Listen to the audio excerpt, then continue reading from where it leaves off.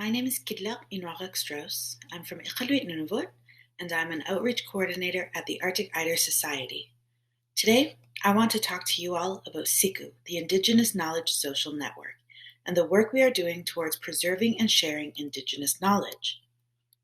SIKU was created as a collaboration between the Arctic Eider Society, an Inuit-driven charity based in Killaq, Nunavut, and Inuit hunters, elders, and youth, as well as software development partners and sponsors.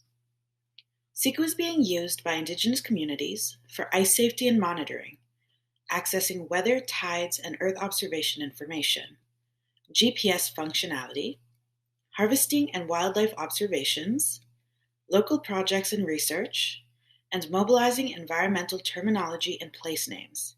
It is an innovative, one-stop platform for all Inuit to share traditional knowledge and practices relating to subsistence, sustainability, and safety.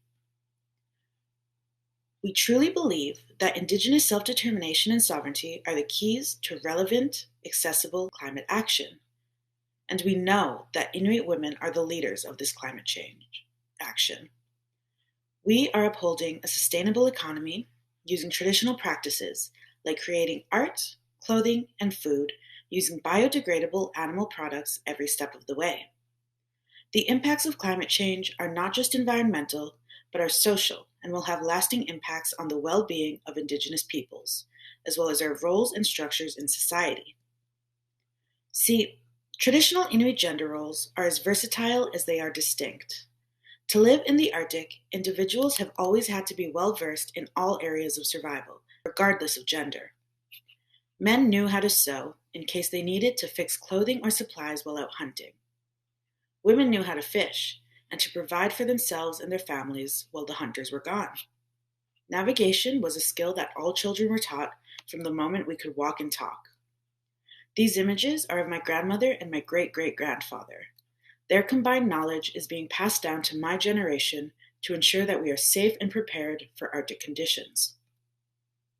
And while they are from North Baffin Island, I grew up in South Baffin. Even so, my mother made sure that I knew all of the landmarks, all of the mountains, and each inlet and river around Iqaluit. This knowledge, embedded in us from such a young age without maps or a GPS, gives us a sense of security and confidence while traveling on the land.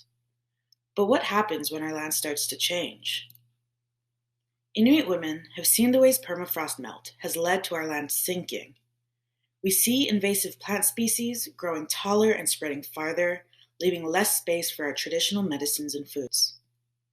We see the changing condition of animal furs and bodies, with the introduction of more and more contaminants, parasites, and species in their diets. Sea ice is freezing and breaking up in new patterns at different times, which greatly impacts Inuit ability to travel safely to procure food and resources. Not only is the window for travel becoming shorter, but it is also impacting the conditions of animals. Seals, for example, lay on sea ice in the spring during their molting season. Since they have less time on the ice, their fur is often patchy and not as durable for seamstresses to work with. Our knowledge of the land, animals, and weather patterns are being challenged as these things, which we are taught to observe and predict, are becoming less and less predictable. It is so important to be able to keep track of such changes and to be safe on the land and ice as we navigate a world that is shifting faster than we can imagine. SIKU shows that by working together, Inuit are demonstrating that communities can lead science and climate change monitoring, management, and more, in ways never seen before and not accomplishable by traditional Southern research methods. For example, the Arctic Eider Society has worked closely with the Hunters-Trappers Association and Hamlet of Killaq towards establishing Killaq, which is a community-protected and conserved area encompassing the Belcher Islands archipelago, and more than 300,000 hectares of land, sea, and ice.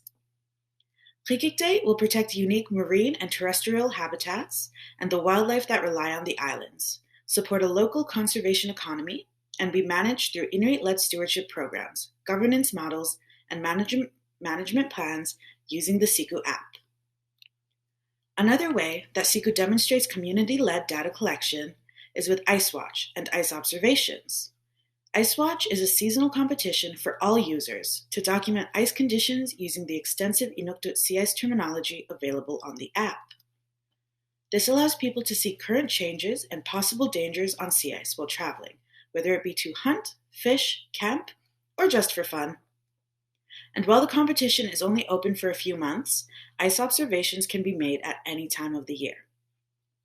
CECU provides a low-bandwidth platform for remote Indigenous communities to access up-to-date satellite imagery, including synthetic aperture radar, or SAR, and multispectral sensors like Sentinel-1, Sentinel-2, Landsat-8, and MODIS.